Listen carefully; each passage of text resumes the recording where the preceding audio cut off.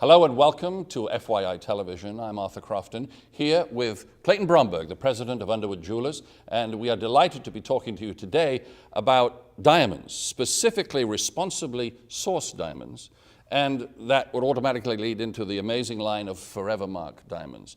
So let's start talking about a little diamond history. I think everybody obviously is fascinated by diamonds. They've mesmerized people for millennia. And today, when one thinks of fine diamonds, one thinks of Underwood Jewelers. Tell us a little bit about the history of diamonds and the diamonds at Underwoods and why they're so special. What created the great demand in the diamond industry was the discovery of diamonds in South Africa in the late 1800s and the diamond rush that ensued, then the invention of the diamond saw, and that made diamonds available to the masses, to where there was then a supply that could sustain the demand. So I went on a trip to South Africa in 1990 and found my diamond sources, went to the factories, met with the people at De Beers. When we lifted our sanctions and then they got past the transitional government and Mandela goes into power as the new president of South Africa, I went back to South Africa another time and then using those same contacts, began buying diamonds and importing those directly from South Africa and using those diamonds in our store.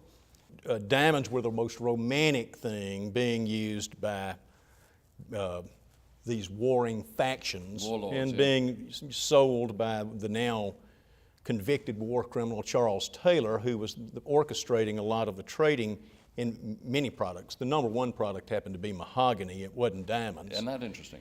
I went back to Africa again and with De Beers' help and some diamond partners that we have, went on a trip to a number of the countries that really are the diamond producing countries that we wanted to buy from. Those being South Africa, Namibia, who had been given their independence when I was on my first trip to Africa. I was actually in Johannesburg on March 21st, 1990, when they got their independence. I was familiar with each of the governments. I'd met with the Minister of Mines of South Africa on one trip, and I'd actually met with the Minister of Mines of Botswana in New York when they were over here trying to get good publicity for the diamond trade. They do so much for those countries. And I think that was a key thing, wasn't it, when these countries developed their independence? They knew they had this natural resource. How could their indigenous population, their local population, best benefit from this resource?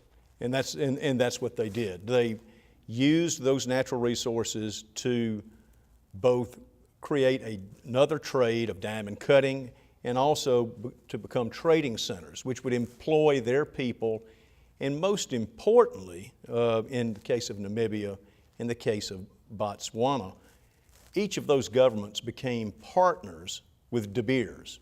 And these are diamond companies that are partnerships between the mining company and the country.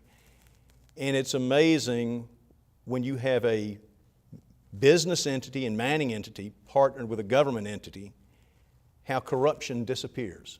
One keeping a check on the other. That's correct. The private sector keeping an eye on the government and vice versa. That's right. You know, we began our remarks here by talking about responsibly sourced. I guess that with this kind of work you were doing, and fellow retailers like yourself, you were obviously trying to show that there is a way that a customer who wants to make sure they're buying a product that is responsibly sourced can be confident at Underwood Jewelers that that is what they're getting. We did, and we actually came back and started marketing diamond specific from the Namibian region and the South African region. In fact, I did a television show about it. Actually, I just got word, our producer tells us we actually have some of that footage of that conversation you had on that Rotary show. In fact, if we can take a look. Is there a phrase or an expression that people use that cause diamonds to kind of become more attractive than, say, something else? Well, there's probably two. The first one came about was diamonds are a girl's best friend. And that popularized diamonds some. And then a New York advertising agency, I'm going to say in the 1940s, came out with a diamond is forever. And then De Beers latched onto that and used it in their international marketing and showed the world that a diamond really is forever. You mentioned the word De Beers. Tell me, or De Beers, excuse me. Tell me a little bit about, is that a large firm somewhere in the world that does something with diamonds? Well, De Beers, 25 years ago, was a worldwide monopoly that controlled probably 85% of the production of rough diamonds in the world. De Beers today is a smaller, downsized miner of diamonds, but more than anything else, they create marketing agreements and mining agreements with nations such as South Africa, Botswana, and Namibia to mine and market the diamond roughs of those countries. How does that lead to Forevermark diamonds? De Beers operates a diamond grading institute in Antwerp called the Forevermark Diamond Institute. At that institute, that's where Forevermark diamonds are graded. But it's not just a diamond grading report, it's actually a certificate. There's a difference between a grading report and a certificate. One is actually a guarantee and guarantee of authenticity. Well, a Forevermark diamond, because of the way it's cared for, they actually know where it came from. You can't tell where any diamond came from unless you have some ability to be able to trace it from that mine all the way through in the certification process. Sure. So they have this. So there's documentation all the way through the process.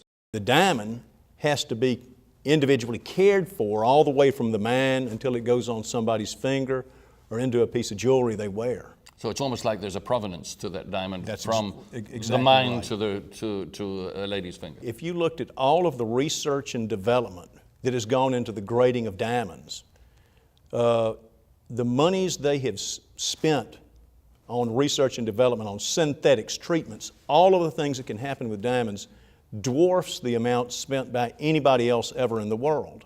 And so we saw this as a way to have diamonds that were beautiful, rare, responsibly sourced, that had a Forevermark grading certificate. We knew something about the origin, and it took us out of the diamond grading report game that so many people maliciously play.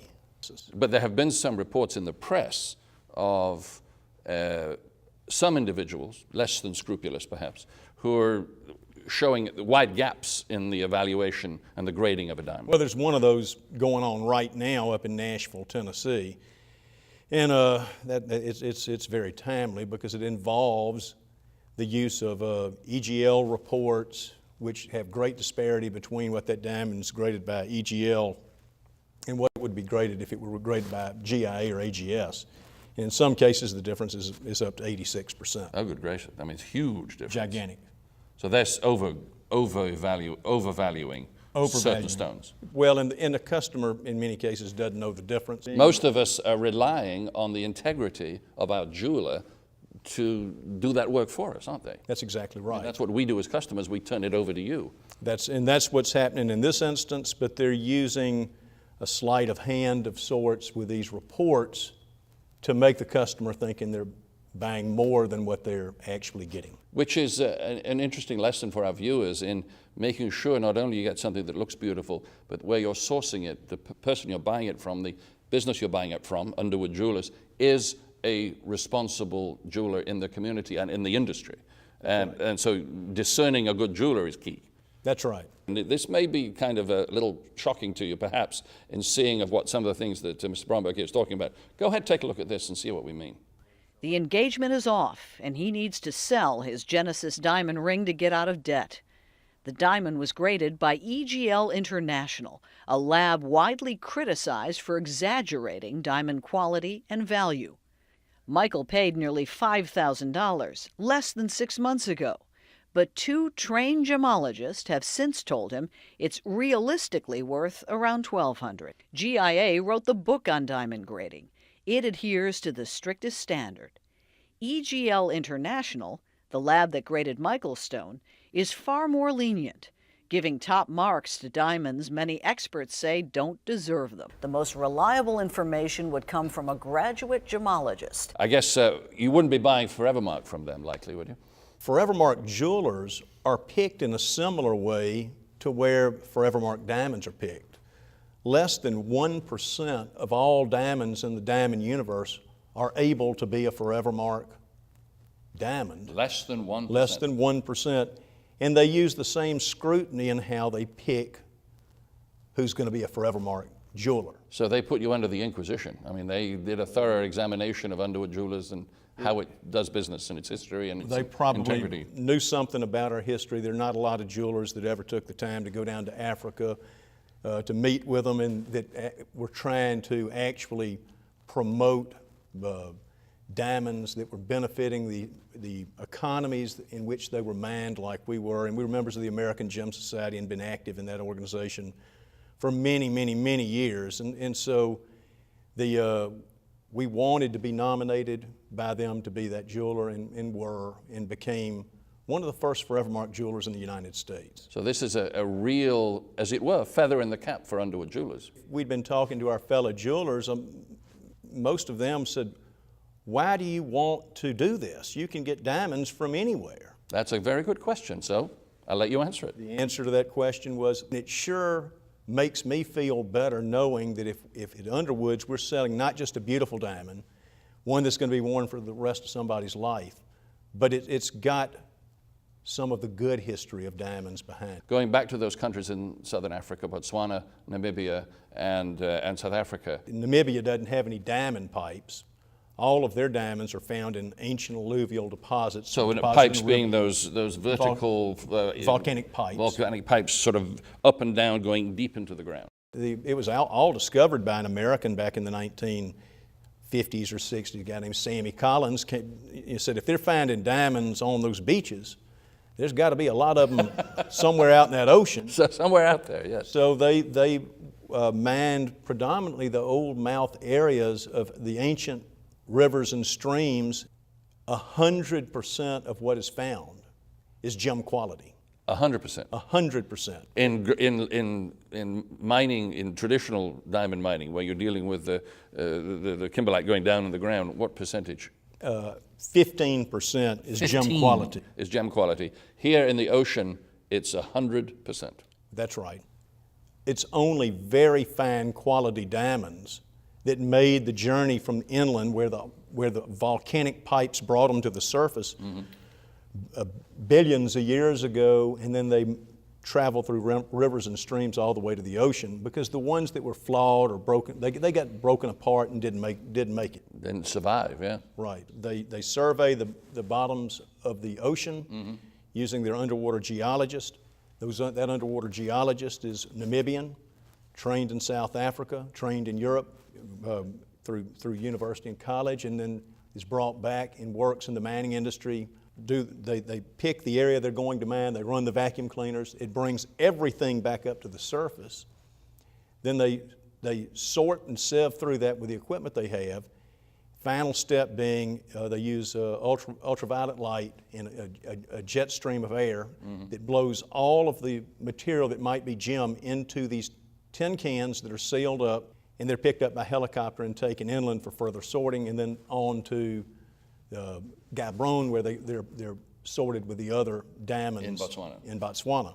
When they vacuum up off the floor those rocks, right, and then they're sent back down to the same area after they've been sorted through. Oh, I see. They discharge the debris, of want of a better word, back to the seafloor. And they never will go touch that area again. It's been mined. Within 3 years, ecologically, it's better in 3 years than it was before they mined it. And there's not many people in any kind of mining that can say that No, I imagine about what they're doing. That just fascinates me. Did you actually get out to go on board one of those ships? I've actually been on 2 of them, and have actually been down to the room where the diamonds are discharged into the sealed tin cans. Explain the charitable dimension to this that's part of the contract between the De Beers and the government. The deal in Namibia, and it's the same in Botswana, is that the partner that they have that's going to be the cutter. And when we were buying Namibian diamonds, we had to be included in this. We had to pick a charity that we were going to support. And had to? Yes. For the right to do business there. there? That's right, in order to be licensed to do business in that country. The charity we picked was the Maria Grace Orphanage, which we actually visited and is still supported by us and by our diamond cutters. The other thing that they have to do is they have to build a cutting factory in that country so that they can cut the diamonds that are being sourced from that country. Julius Klein Company that we buy from has cutting factories in South Africa. They have a cutting factory in Namibia, and they also have one in Botswana. So they want to do the cutting in their own country. So this is actually development of essentially a side industry.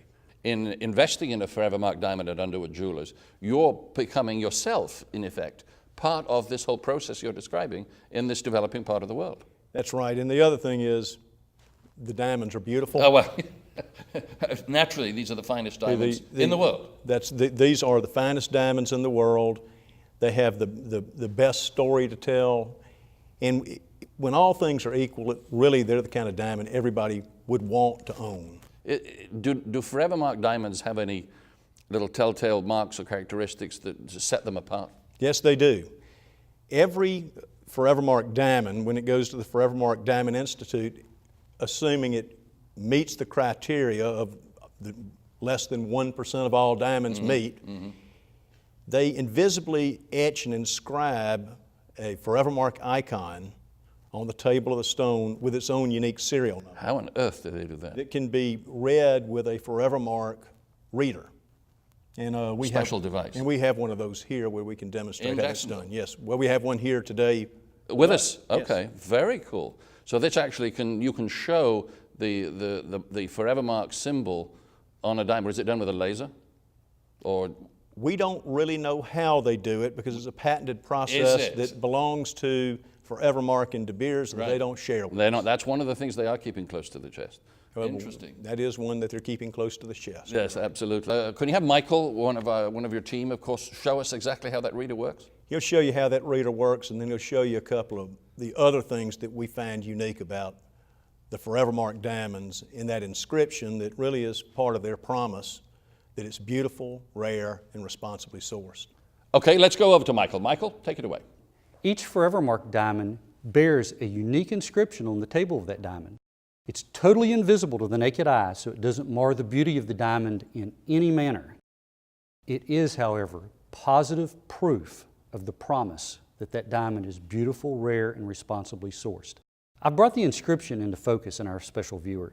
This serial number not only allows De Beers to trace the history of this rough diamond from the mine to your fingertip, but it also is noted on the Forevermark Diamond Grading Lab report. We then send them to the American Gem Society and have that diamond run through the American Gem Society lab's performance grading software, which will let us know if this diamond is as beautiful as it could possibly be. This is an asset device, and I've set up one of our super ideal cut diamond rings inside this device. This is an iPhone with a camera on it, and with this phone, you can set this or any Droid phone or any camera phone down on this device and take a picture of that diamond. That will allow you to take this camera, this phone, shopping with you. You can compare the beauty of this diamond anywhere you go. As you can see in this picture, this is a mounted diamond. So there is some light being blocked, but because it's a super ideal cut diamond, it has beautiful symmetry, beautiful polish, beautiful proportions, and most of all, it performs with light. The way you can see it in this diamond is you will see that the majority of the diamond is in red. Red denotes or shows brilliance, the brightness of the light being internally refracted and reflected back out the top. You also see that beautifully symmetrical blue pattern all across the top of the diamond. This is truly a high-performing diamond. Or, more importantly, as we would say it at the counter, this is a beautiful, beautiful diamond that is extremely brilliant. The Forevermark promise encompasses beauty, rarity, and responsible sourcing. I have a great example of two diamonds. One is a Forevermark diamond. It has been graded in the Forevermark lab. It is a perfect example of a beautiful diamond. Next to it is another diamond, a generic diamond, so to speak. It was graded by a lab other than one of the respected labs in our industry, which are the American Gem Society lab, the GIA lab, and the Forevermark lab. These two diamonds are a great example of what can happen when you're out shopping for a diamond. Both of these diamonds weigh just over 1.5 carats. The Forevermark diamond was graded as an IVS2. The second diamond was also graded as an IVS2. As I mentioned, not all labs are the same. Not all have the same level of respect from inside the gemology community. This second diamond, although it was graded by this international lab as an I-color VS2, when you look at these two diamonds side by side, you can see it is obviously much more yellow than the Forevermark diamond. So how can that be? The simple answer is the grading is incorrect.